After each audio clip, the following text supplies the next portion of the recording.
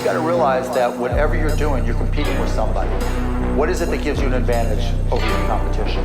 Whatever you're good at, try to be great at it. And if you're great at it, good things will happen. Maverick Podcast. I'm far from average. That's why I had to come sit down and chop it up with DJ Maverick. They know my name from coast to coast and even in Dallas. I use my talent when I'm faced with a challenge. Gratitude strength is my magnet. Close your eyes and imagine. If you can see it in your mind, then you can have it. Maverick Podcast. Welcome, ladies and gentlemen. You could have been anywhere in the world, but you're here with us. This is the Maverick Podcast. I'm your host, DJ Maverick. Today we have another rock star in the building. We have the one and only Loudmouth. Welcome to the pod. Appreciate it, for sure. Thanks for having me. For the 1% of the people out there that don't know who you are, tell us a little bit about yourself. So my name is Loudmouth Beats. I'm a producer. I produce different things. I produce music, videos, and events now. Yeah. So that's pretty much what I am. Music producer in the city, representing 405, and entrepreneur. Yeah, still passionate about music, but it sounds like now you're exploring different avenues, right? Yes, sir. First producer, and then did you fall out of love with that? Were you just burnt out? Like, why did you decide to pivot a little bit from that? Maybe a little burnt out from it. I Yeah. ain't gonna lie. Yeah. I still love music. I'm just now getting back into making beats. Mm-hmm. And I've always taken some time off from making music. Like I started making beats in 2007. Wow. Okay. So I went a while with some crews and didn't work out too well. You know what I'm saying? Had my firstborn, stopped making music, came back to it. And it's like the same thing over and over and over again. But, you know, I still love it. I still love making music, whether I'm going to make money from it or not, whether I get recognition from it or not. You know, I love taking a song and flipping the sample into something new, or even just coming up with stuff without samples. Music is a part of my life. Yeah. Current state, would you say that the producer is more valued or less valued than before? Probably more. More? And it depends on what you mean by valued. I think because before, and there for a while, people didn't even have tags on their stuff, right? Yeah. There was a wave where everybody had the tag at the beginning, like, okay, that's produced by so-and-so. And then like you finally know, okay, like these producers are hot or whatever. Exactly. Right? So like, that's what I mean by value, because they got paid a lot more back then versus what they're getting paid now. But yeah, you need, I wouldn't say you even need like an original producer no more, because you can find original stuff on YouTube. Yeah. But then again, once you find it on YouTube, it's no longer original until somebody makes that sound. If you find a specific sound, then you can kind of popularize it. But I grew up in the 90s and listening to music in the 2000s. So everybody had their own specific sound of music. Yeah. My favorite artist was like Ludacris or Eminem or I don't know, Twister. Like everybody had their own sound, and they had certain producers that they worked with to make those sounds, happen. So yeah, nowadays producers, I don't think they're as valued as they used to be. Just depends on how you look at it, for sure. Yeah, because when I hear you say, all these artists, Ludacris, Eminem, you can automatically think the producers that they were working with. Yeah, right. So yeah. It's almost like every time there's a new album, they hit up. Their team. Ludacris right? is gonna hit up Bangladesh. He's gonna hit up what's the dude, Timbaland. You know what I'm saying? He's gonna hit up DJ Premier. He's gonna hit up him. Yeah. Eminem's gonna hit Dre for sure. Yeah. So yeah, certain people that Jay-Z is gonna always hit Timbaland, Switch Beats. Pharrell. So yeah. That's how you would create your own sound. But now as an artist, I don't think creating your own sound is as important as creating your own just wave. It don't have to be a certain sound. A lot of artists sound the same, but they have something particular about themselves that, can separate them from everybody else. Like if you picture them Post Malone, right? And they're like, they've got like an aesthetic to them, right? And a lot of people are like Ariana Grande, like the high bun or whatever. You automatically can picture them, right? How important do you think that is? I think it's important. I think, that's a part of you creating your own lane in music or in the industry or in the media, period. Just having something that stands out about your voice, about the things you say in interviews, and the way you look, the way you dress, the way you style your hair. Like everybody has dreads, but you might style your dreads differently than somebody else. You might color them or dye them in a certain way that can separate you. So I think that's very important. I don't know. It's almost like you're building like this. I don't want to say character, but it's almost like It is this other like persona. It is right. Even before now, that people will build an alter ego to take on the fame and take on the stardom. Like I mean, Eminem was Slim Shady, right? You know what I'm saying? Slim Shady was a crazy dude who didn't give a nothing about anything. You know what I'm saying? So he was. Yeah, I don't want to go too deep, but yeah, that's a part of the game. I feel like in most industries, it's always good to create an alter ego or a character that can carry out the mission. Yeah, to me that could be challenging because what if you develop this character and now all of a sudden you're stuck being this character, and if that's not really you, you kind of have to keep up the act, right? Hey, so, Kanye, have you heard about Kanye West lately? I mean, I've heard all kinds. Kanye is like, he's going off lately. So. Kanye, man, he done said some weird, wild, all the way left field stuff, but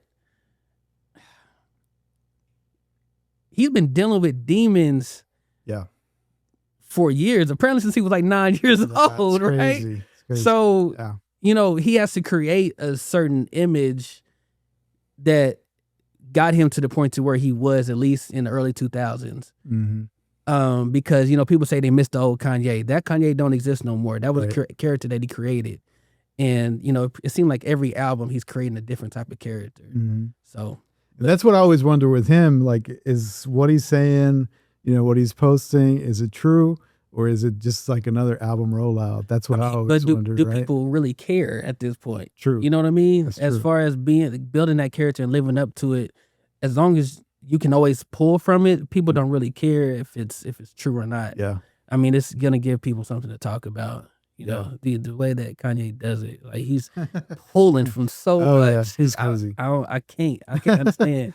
Yeah. If it is true, then hopefully he can get some help. But if it's not, I mean, it's you almost selling your soul at that point. Yeah. To just for the fame and the money. Yeah, You know what I would say that's probably like an extreme of what I was talking. I was thinking more like Lady Gaga or something, right? Right. Yeah. Where they just put on this dress or like a mask or whatever. I Even think The that's- Weeknd, right? Yeah. I just think that's more. People expect that when you're at that height of fame. Yeah. They don't want to see just some regular girl. True. You know what I'm saying? You got to have the big hair and the big makeup and costume and all that. Theatrics. Yeah, but I wouldn't expect Lady Gaga to be herself on stage at the shopping mall. Right. You know what I mean? So, Right. but people don't have that. They can't always tell the difference. Sometimes they want you to be that person all the time. Yeah. And it just that ain't who people are. Yeah. You have a great pulse here of the local music scene. Okay, appreciate that. How would you describe current state? Is it getting better? Is it getting like on people's radar? Are we expanding? What's the pulse? I've noticed a lot of artists always coming through Oklahoma City as far as like when they're on tour, up and coming artists. Not even, I mean, we would probably look at them as major artists. Yeah. But, as far as their trajectory and where they could go, they're more up and coming. Like Boss Mandilo was just out here. A lot of people consider Boss Mandilo to be like a made it artist, but you don't know what his goals are. But, at the beginning of his career, he made sure he stopped in OKC, just like Glorilla. Yeah. Veterans, they come through Oklahoma City too. So, yeah, I mean, I like it. I like a lot of the new artists that are making music right now. I see a little less ego. I see a little more hard work than what I've realized in the past. I'm noticing that a lot of local artists are also starting to collab, which to me, that makes me happy, right? Yeah. Because before, it's like they weren't really wanting to share ideas or collab. To me, it seems like it's more open now. I don't know. Yeah, if we did anything about the past, you have to study the past, and you see a lot of people clicking up and only staying with those certain cliques or groups or whatever you want to call them, and that never really worked for anybody. Some people, of course, they'll get popular. They'll throw certain parties or do things to get them popular. But as far as just creating a better cohesive state for the city, as far as rap music goes, I think that's something that's happening now, but it hasn't been something that we've witnessed in the past. Because we always say, well, look at Texas. Texas can do it, or Atlanta can do it. Okay, well, those people they had known beefs and put those beefs to the side in order to become what they became. You know, so I think a lot of people have egos still, or certain ties that they just can't let go of, even if it'd be better for the state of Oklahoma music. Yeah. I'm curious about Red Dirt Special. Tell me about that. How did you get started with that? Because I think it's cool. You're exploring other mediums. Yeah. You're still like in music, but you're exploring different lanes now. I think that's cool. So Red Dirt Special is so it was inspired from a platform out of Atlanta called Back of the Class. Okay. And before I knew about it, I seen this girl go viral. Her name was Flippa T. And she did a song called, I forget what it was called, but it was a sample of They Know by Shawty Low. Mm-hmm. Okay. And she was just turning up on it. She had her baby, like her 2-year-old baby, and she was just, on the mic rapping. Yeah. And they were in a studio situation kind of like this, but a rap Just type like of situation. freestyle type of thing? No, she was performing her song. Oh, okay. Yeah. So, but it was all a cappella. Mm-hmm. She was actually performing. It wasn't like a mic drop. Got it. Where, you just set up a microphone and do a music video where you lip singing your music. She was actually recording her vocals. Okay. So that's what I thought was interesting. I wanted to do something like that, but I wanted it to be my own lane. So I took it from the studio and took it outside. So that's why I needed one of these type of microphones, these Sures, because they can record outside and still give you studio quality sound. So the first one I did was with Sunny Lane. And we scheduled one shoot that didn't work out, so we rescheduled it, and it was probably like the windiest day of the city, of the year that day. I mean, every day in OKC is like super windy. Yeah, yes, for sure. And I mean, you can watch the video. Clothes are flying all over the place. Hair is hanging out. It's crazy. Yeah. But if you listen to it, the sound is pure. Like it's right. Yeah. So that's what I wanted to do. Like, I saw that idea. I thought it was dope, but I just needed to make it my own. And if you asked the videographer, who was a Scholar kid, I didn't know what I was going to name it. I didn't have a name for it. I thought of the name right before, like, we turned the cameras on. That's awesome. Yeah. So, I mean, it's something that I started just to be original. I don't just want to do a mic drop. There's other platforms that have mic drops. Okay. So, yeah, just carving out my own lane in the music. Still like recording. I also wanted to show that I'm an engineer, because I record those vocals and I mix them so they sound the way you hear them. That's cool. Yeah. Okay. So it's not like you producing like a music video for a song that they already have.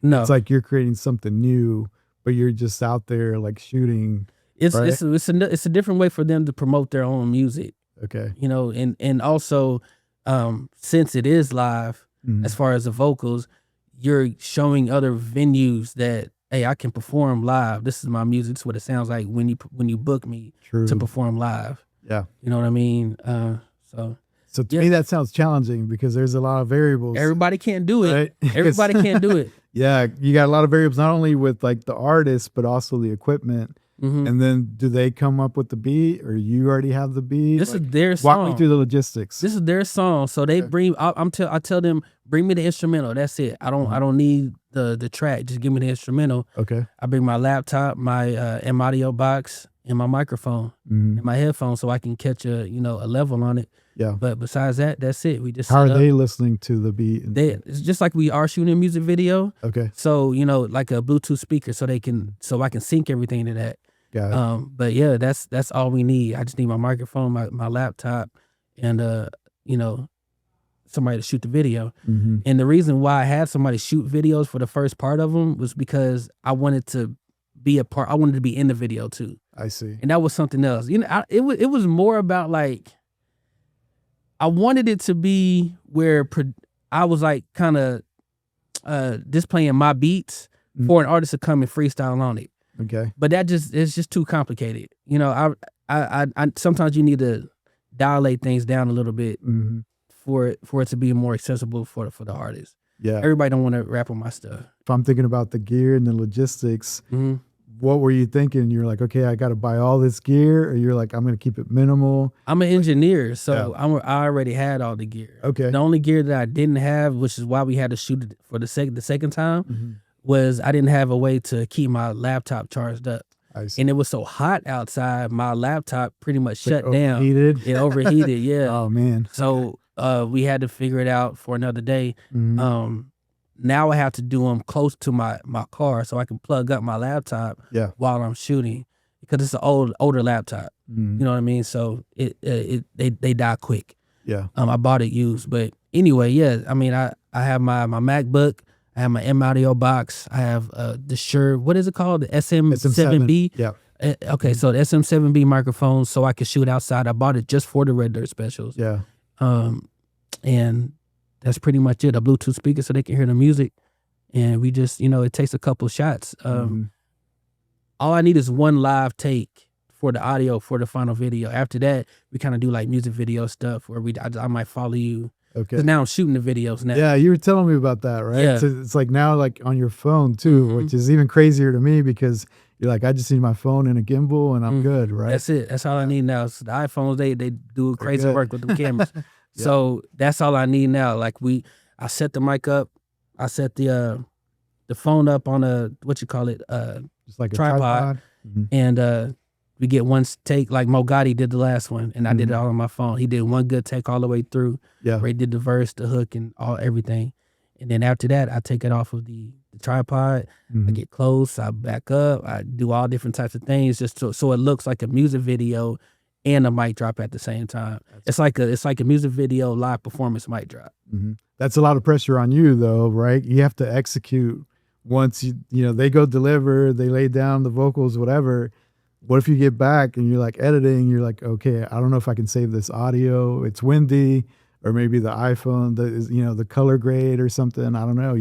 I mean, you take those you prep for that stuff before you even get to shooting. You know what I mean? So I don't have any problems. Like once I know we shooting that day, I have everything already ready to go. Okay. So I'll make sure I have space on my phone to record all the video. I absolutely have space for the audio. And that's pretty much all it boils down to. I get a clear audio take. Yeah. I mix that right there. I use Logic Pro. So I put EQs, compressors, whatever. So you're like confident. Once we get out there, I'm going to execute. It's going to sound good. You're like ready to go. I invested in the microphone. It better sound good. So cool. No, I did one where dude wasn't prepared to actually do like a live performance. He just thought we were doing a regular music video kind of. Okay. So that's what we did for his. But that's what the idea is. Yeah. Is I want to get your live vocals, but for a music video. So it's hard to some people to kind of grasp it, but What's been the reception? So this is like a new idea. You're kind of mixing two ideas, creating something new, right? Yeah. So what's been the reception for this? People like it. I mean, the more I do it, the better the reception is. Like the one I did for Mo Gotti, that was, I think, he's got the most shares and interaction on social media with that video that we did. So, it's a lot that ties into it. Your own following. Yeah. And how much I promote it and all that. But people seem to like the idea until I'm like, okay, it's going to cost a little to do it, which is another problem in Oklahoma. People don't like to invest their money in anything. We were talking about that. Yeah. So that's another thing. Like everything's a good idea as long as it's free. Yeah. If I say I got a studio session tonight, I can get anybody I want to pull up, but when it's time to pay for it, everybody got excuses or they can't make it at that point. So, people will hit me up for this Red Dirt special and, I'll say, okay, I got this one fee. And which is not as bad now because at first I was doing it with somebody, had to pay them to record the video. Right. They would send me the video and I would edit it. But now I'm doing it all on my own. So I don't have to charge them much, but still I'm going to charge for my time and the service that I'm providing. And people don't always, they don't always understand that. Right. I think a lot of times people don't really understand all the hard work that has to happen behind the scenes, right? Like the actual shooting of it, being there in person is kind of like the fun part. It's quick, but then getting back and then editing the footage, making sure it all sounds, especially you if you're worried about the audio, the vocals, right? I'm sure it takes like several hours to do that, right? It takes some time, yeah, for sure. But that's why we have a fee for it. It's like I do this in my spare time. Yeah. When I could be doing other things in my spare time. So if you're an artist and you say, well, I'm an artist, and if you want me to collab on your music, you got to pay me a fee. Why wouldn't you expect to pay a fee to work with other people that are in the same media as you? Right. You know what I mean? So I don't know. I feel like there's a lot of people that either they look at it as a hobby or they just think that because they're so talented that should be enough. That should be the payment. Well, you're working with me, so that should be enough. Yeah. Like, this is not how it goes. How are you growing this and how are you marketing it? Are you creating like a platform, like all the social media? You're cutting up clips? Like, how are you promoting this once it's all, recorded and everything? How do you promote it? Well, the idea was for it to be a social media type of video. So we shoot it in landscape. So it works for reels and stuff like that. As far as promoting and marketing, we don't do too much. It's kind of more on the artist. But it also, I haven't done one in a couple months. Trying to figure out other things. Yeah. So Red Dirt Special, the name is like an entertainment platform. So that's one of the branches of Red Dirt Special is the music videos. Then we have Red Dirt Special presents whatever event that we're presenting. So we're doing Apollo Night at Bubbly right now. It's a competition where you can win $500 at the end of the whole competition. But everything is on me. So it's hard for me to market and promote everything that I'm doing. Right. I need to get a more laser focused type of focus so I can focus on one thing and promote that to a certain extent. I think part of being an entrepreneur is trying different things and seeing what takes off and seeing where you need to focus, right? Like sometimes it's kind of hard to say, I'm going to go all in on this one thing, but really what if it's the events or something that are going to take off, right? So and with the Red Dirt Specials, the last one I did was the most popular one because the artist that I did it with was probably the most popular artist. They had the most fan interaction. Yeah. So I can do so much, but you got to be able to have those fans or gain those fans and promote your own video. It's your music video at the end of the day. So, and you're doing more than just promoting your music. You're promoting your talent, your skills. Because Sonny Lane, he got on there and was spitting so quick. It's like if you did that in the studio, you would have had to take a couple of takes for a lot of artists. But he just ran all the way through it. So you're promoting your skill at that point. It's not just, a look for YouTube or whatever. So you have to be as passionate as I am. And I think artists sometimes struggle with creating content and a lot of them don't enjoy it. So that's like a great opportunity to create content and then it's like available for them to, post everywhere. So to me, that's a win, but you're saying sometimes they don't see the value. I don't think they do, honestly, but that's not going to stop you from doing them. If anybody ever wants to hit me up and want to do one, for sure. I got one. I got a couple scheduled. I got one scheduled. I got somebody just hit me up to do another one. Okay. So yeah, my bro just met me at the club a couple of days ago at the 420 bash, and he was like, some things take time, like a train, like it's slow to get going, but once it gets to where when after the trial, it's no stopping it.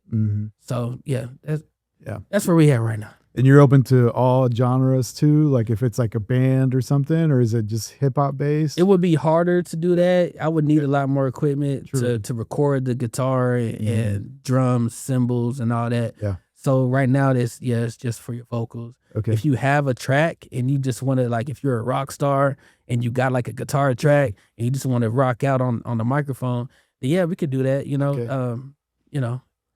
So yeah, I'm open. I'm open to a lot of genres. What about locations? Are you just kind of like going different spots or like, because to me that's like a creative opportunity too, because you could do like a freestyle inside of a coffee shop or somewhere unexpected. Right? Yeah. That would be kind of cool. Yeah, no, I'm not. I'm a little limited right now just because I have to be near my car. Okay. as far, but I mean, you know, maybe once I invest into like some type of generator, Yeah. I can move and be a lot more mobile. So, Mhm. but no, I've done 2 locations. The one from Ogadi we did at you know, where he grew up at. All the other ones are all at one location. Okay. Just because it's easy and I know, you know, it's close to me and we can get it done there. But anywhere outside, as long as we quick with it, I can move around. And Awesome. but yeah, I want to do stuff like that too, like in front. It's a good opportunity to do it in front of a coffee shop or Right. a dispensary or anybody got that type of business and you want to promote. I know a guy named Narcus Mhm. who does music here in Oklahoma and in Texas, and you know he's kind of he just does his thing.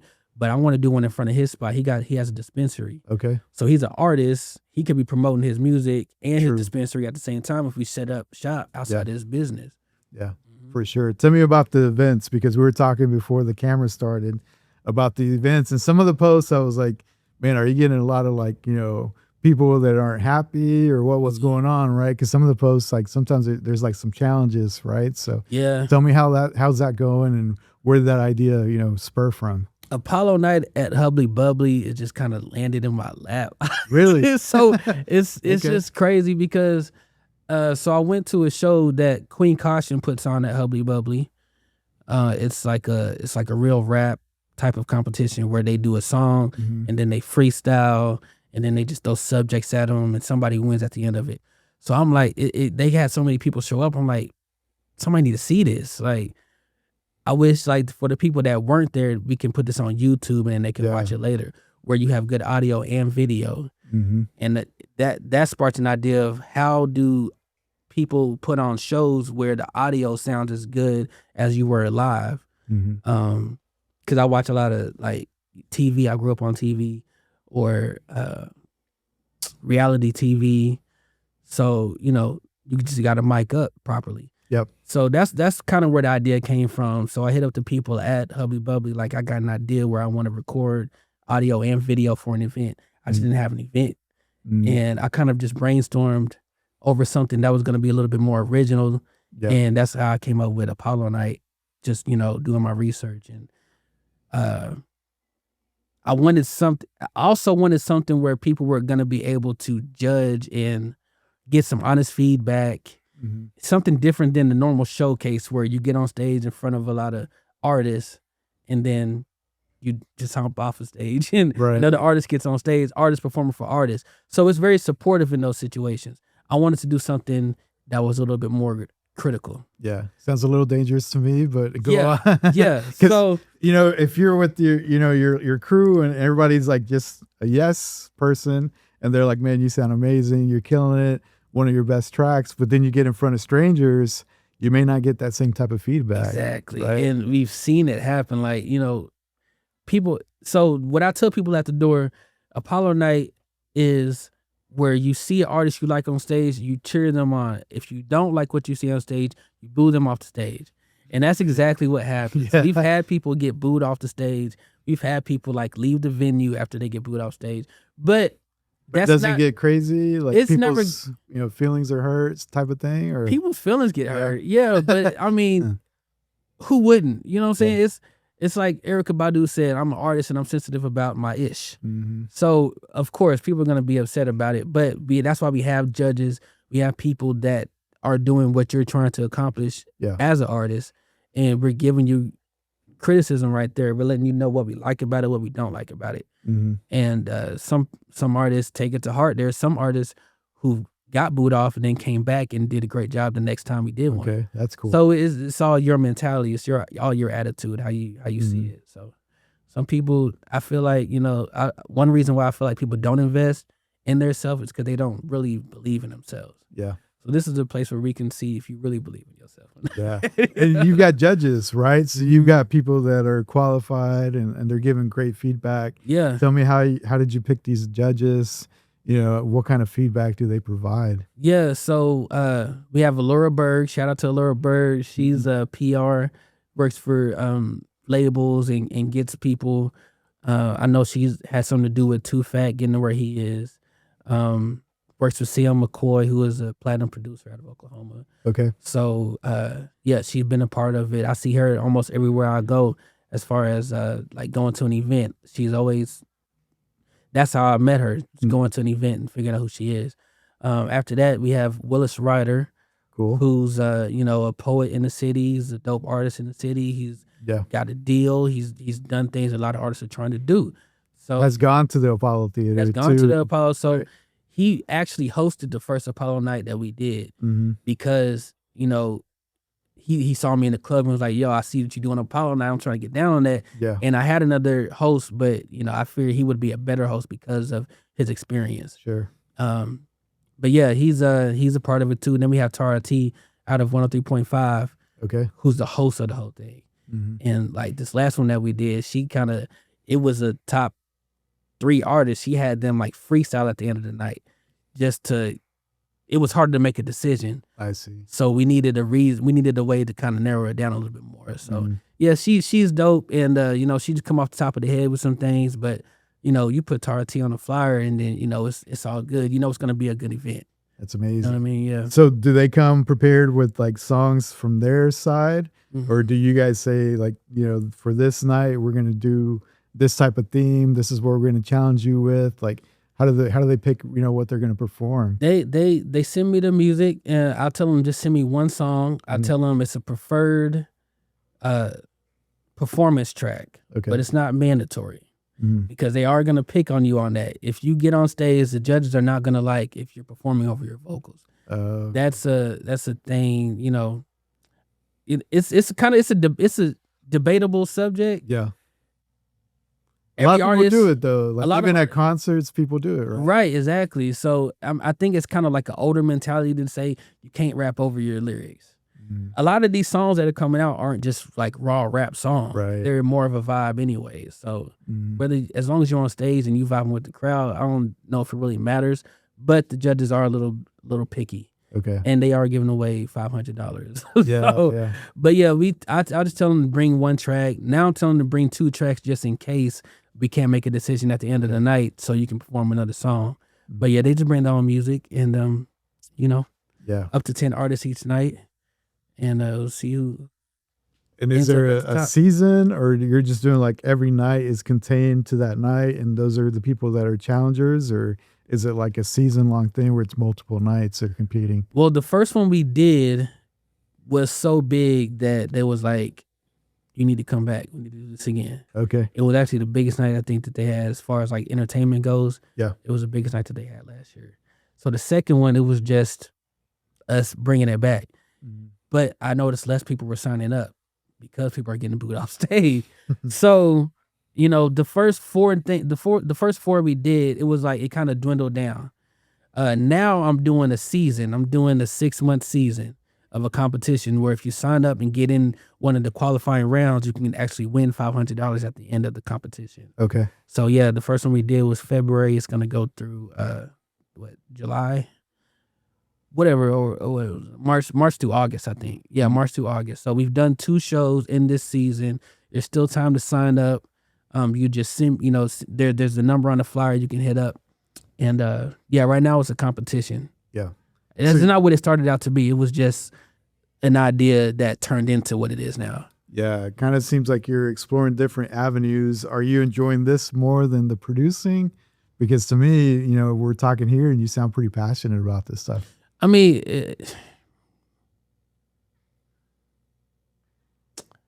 I feel like I'm getting compensated for this time that I'm putting in.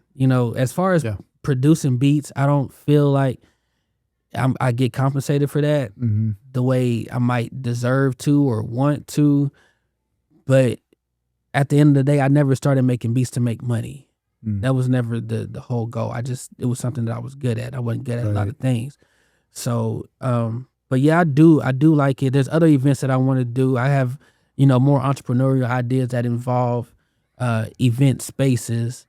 So yeah, this is just kind of me getting my feet wet into it. I talked to another influencer in the city about doing another thing. Her name is Tia Mia. Okay. I'm not sure which way it is, but she's an influencer. She does a live review on her Instagram. If it's not Tia, it's Mia. If it's not Tia Mia, it's Mia Tia. I'm sure you can find her. It's a pretty Asian girl. Okay. But yeah, me and her are coming up with another event that we're gonna start doing at Hubly Bubbly. Hubly Bubbly is a dope spot to get these events done at, because they already have their own people coming. So you ain't got to do too much marketing and promotion. You just let people know it's at Hubly Bubbly, and set up shop. I'm gonna put you on the spot. Any artists here locally, or even just at a grand scale level, are they doing anything different to create their brand and do something innovative to get on your radar? Yeah, definitely. I would say Juice the Mac. He's been putting in work in the city for a couple years now. He didn't start off where he is now, and he's not going to be where he is now 2 years from now. So you're seeing the evolution. Yeah, for sure. So, and sometimes it's hard to imagine where you are now, knowing from where you came from. Because I just remember this dude, Juice the Mac, he just popping up everywhere, and you go listen to his YouTube videos, and it's like, why is this the guy? You know what I mean? But but then you see him doing collaborations with major artists. Like, okay, so this makes sense. And then you hear his music is getting better. He's working with artists that's making his music better. He's taking tips from these people, and he's developing his craft. So, if you listen to the radio, he's got 2 songs on in the past year that I know of. He's got I'm From Oklahoma and So Fly. Those are 2 dope songs to me. I can listen to them on repeat. So besides that, I see a lot of artists coming up, but I see them doing the same thing that I've seen artists do since 2009. So what are they doing differently? Are they just developing their sound better, or are they doing something on social media where they're moving different? Well, Juice the Mac he's a rapper out of Oklahoma City, and I see him actually putting his money where his mouth is. I see him going on the road. I see him doing things that I just don't see anybody else doing. How he popped off with the Sharks, which is his label, apparently. Like, I don't know him personally, but I think his label is called the Sharks, and there's a lot of like producing artists that rep it. But they put on a free show with a Detroit artist called Peasy. And they came to Oklahoma and put on a free show. Just to put on a free show. You know what I'm saying? I've never seen any artists do that out of Oklahoma. So things like that separate him from the people that feel like they're too proud to do anything for free. You know what I'm saying? He's not worried about trying to get money from the fans or his supporters. He's getting money already. That's why he's doing what he's doing. So, I support him. I like his music, and I want to see him elevate. He could be the artist. Because there are artists that have record deals out of Oklahoma, but I just don't vibe with their music, or I don't see them being consistent. Which, I'm just an observer, so it's not like anybody got to live up to my standards. But when it comes to what I see in people moving, Juice the Mac is the only one I see that's really actually elevating and could actually take it to the next level. Got it. So what would be your advice for somebody brand new that they want to start? Where should they start? You talk about investing and doing something different. Where should they? Let's say you've got 10K, right? You're gonna start off. Where are you putting that 10K? Are you putting that, social media, music video, production, songs? What would be the advice? The majority of it is probably going to a major artist, a collaboration, some feature, because then you can tag onto their followers. I would put a little into like a song. And you can get a highly produced mix and master song for $100. Really? You can hit me up and get it done. I mean, I see a lot of people doing the whole AI thing, but I can always still tell if it's AI versus like an actual human. It still doesn't sound right to me. Yeah, no, for sure. Yeah, AI is not going to be able to find certain nuances in the music that they can tweak and make it a little bit more, put that ear candy in the music. So, but yeah, I wouldn't spend too much on the music itself, because you can, XXXTentacion went viral off of a song that he recorded off his phone. A lot of these artists, you don't have to spend a lot. Just like coming up in the game, to get your name out there to where, okay, now I'm expected to be in a big budget studio.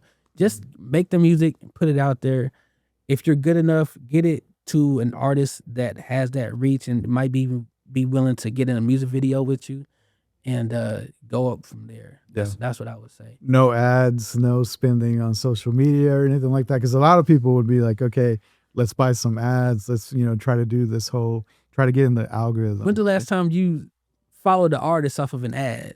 Not me personally, That's right? But that's like a record label is always going to say, okay, we got to put some money. Record labels don't get it right. They don't get it right. People don't like record labels for a reason. They'll give you the money, but then you got to pay that money back. And if they don't promote you correctly, then you're gonna be in debt. You know what I mean? Going crazy. So, no, I don't believe in that. I do believe in like maybe doing ads for your followers, doing something creative that, they can catch on to and share it to their friends and stuff. But yeah, I wouldn't do too much. I wouldn't spend too much on that. Yeah. Unless you were selling something, you know what I mean? Maybe if you have an album coming out and you want like people to pre-sell or pre-download or whatever you call it. Right. Maybe something like that, but not to get your name out there. I think that's more important than anything.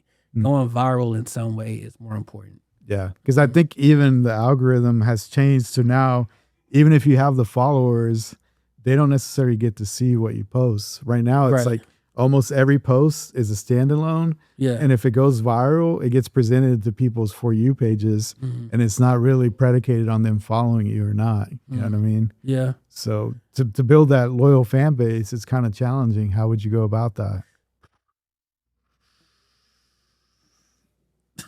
Fans are fickle, you know what I mean? Yeah. But so I mean, you got to create that, at least like a base, right? Where like people are going to rock with you. You got to do that in person.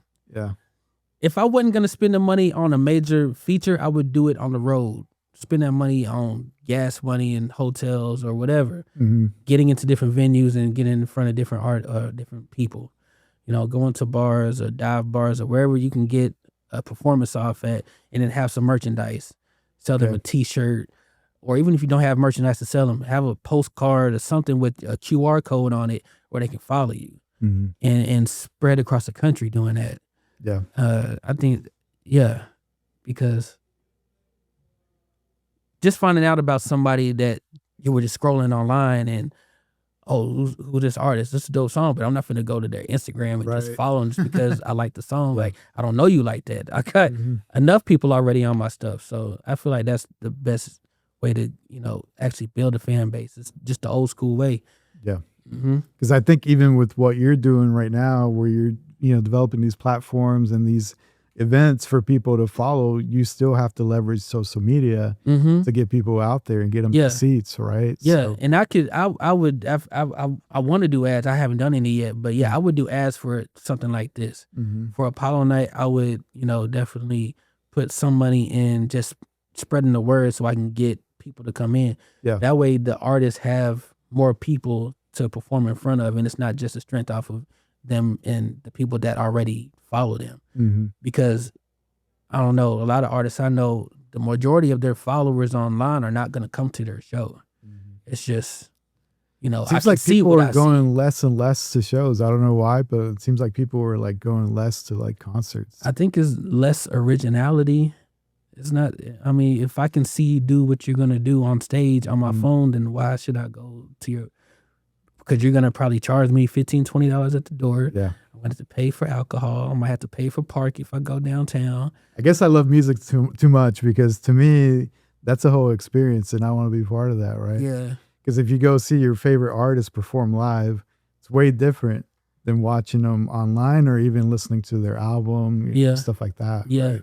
I just don't know how many artists, and we might be talking about different genres here, but I don't know how many artists care that much to put on a real show where you feel like I had to go spend this money. Like Kendrick Lamar is going to sell out his tour for sure because he's a real type of artist. But, they're not doing that just here in Oklahoma City, just, a local artist. People come to support because they like the vibe, they like where they're going, or they just, they mess with the people that's going to be there. I'm going to come support because I actually like a lot of local artists. Okay. And, it's a way for me to get out the house mainly. But, I wish I'd see more artists put their own show on instead of just coming to a showcase where I'm going to see 20 different artists.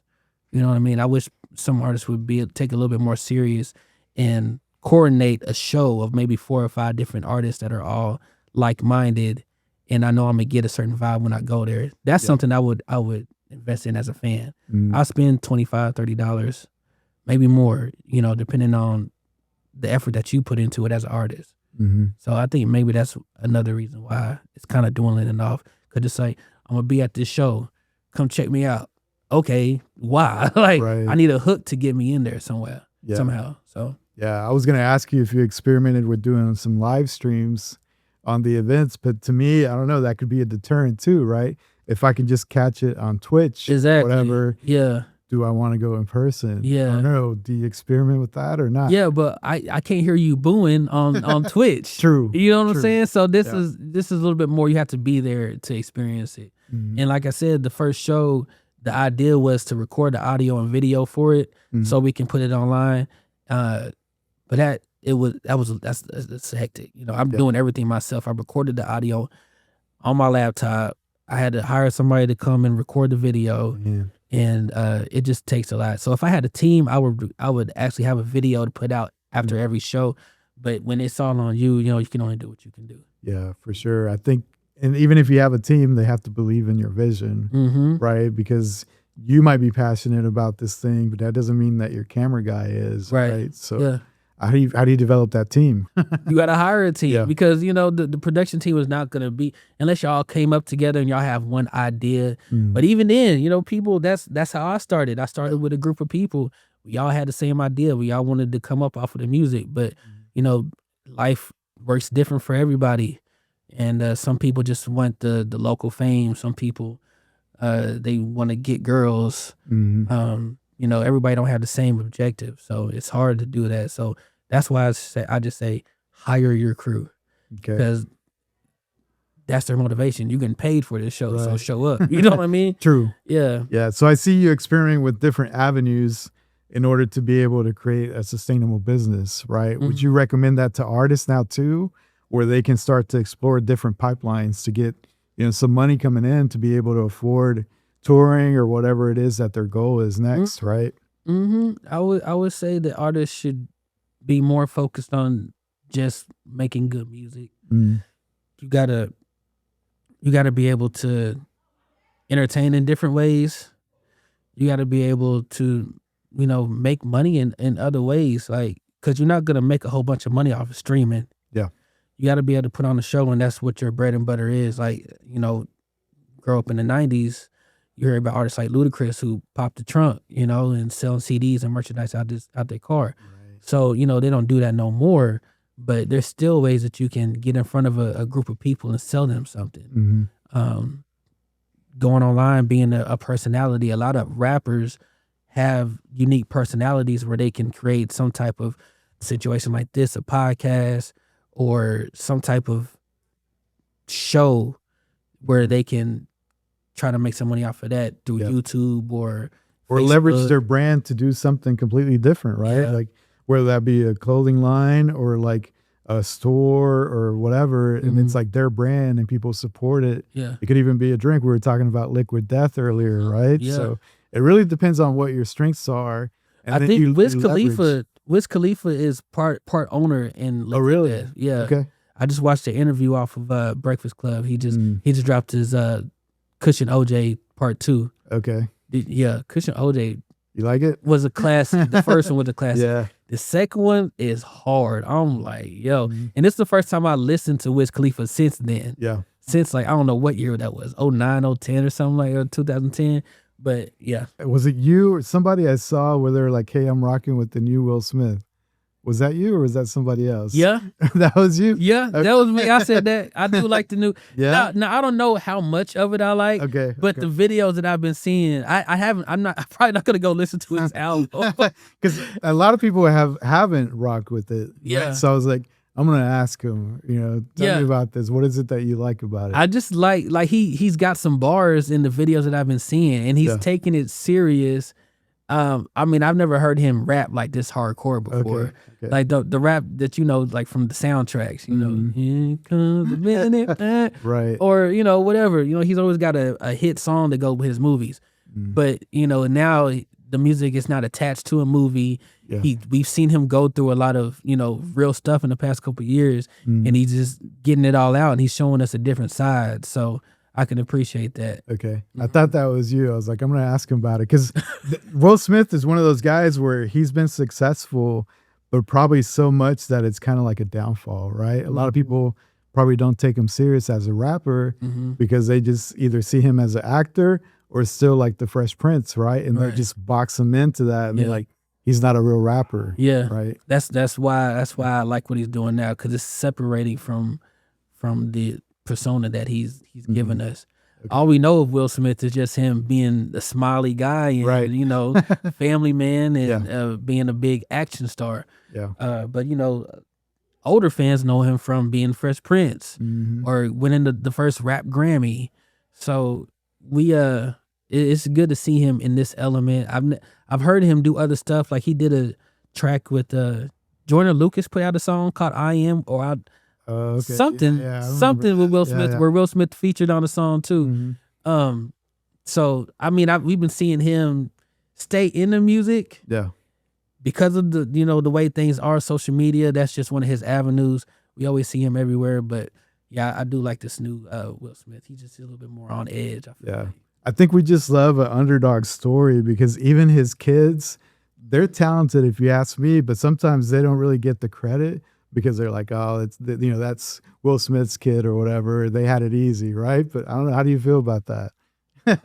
Not so much. You're not rocking with the kids, or what? No. I mean, I've heard Jaden Smith. Nothing that I'm it's just not my thing. Yeah. And he's a little egotistical. Like he feel like I'm an icon. Right. Like. Yeah. Okay, I get where you're coming from. You got to have that type of arrogance in rap music, but still, something I'm just not going to attach. It's like Wale. Wale is a great artist, one of the best out there, but it's just not for me. You know what I mean? And then Willow Smith, she had some tracks. I don't know, does some like alternative type stuff. Yeah. And then didn't she have like a track with like Lil Mama? Like I don't know about that. I like more of her like independent like band where she's like actually singing, and some alternative type of stuff. That's just a different genre that I'm not into. Yeah. So I mean, nothing against it. I just don't know it like that. Yeah. Okay. Cool. So what's the mission, right? If I put you on the spot, what's your mission? You're exploring all these different avenues. What's your goal, right? What do you want to develop? You're creating all these avenues. What's the mission? So I want to put I'm putting a platform together. Red Dirt Special is a platform where artists can come and develop their skills and have a unique way to create content. So that's really what it boils down to. I've always been a dude that was in the development stages of somebody's career, even though you may not have ever heard of them. I've always like taking the art. It's kind of like engineering. I like taking the music and turning it into what everybody hears, the raw from the polished. So yeah, that's really what it's about. I like seeing the potential in the artist and being able to help in some way, whatever way I can. So yeah, I'm just trying to zone it in on the videos and the event right now.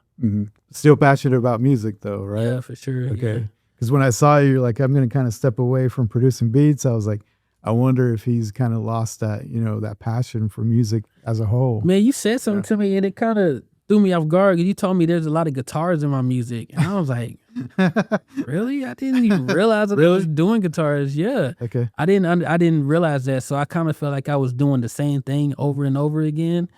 And, from maybe there, just when you approach stuff with a fresh ear, you kind of pick up on different elements. Yeah. Versus if you're always in it, maybe you don't really realize like all the sounds. And I was putting my mixtape together then too. Yeah.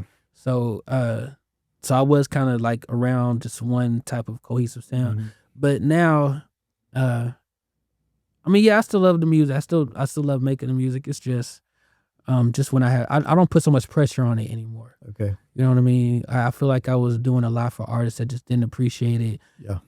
Somebody would hit me up and say, "Can you remake this YouTube beat?"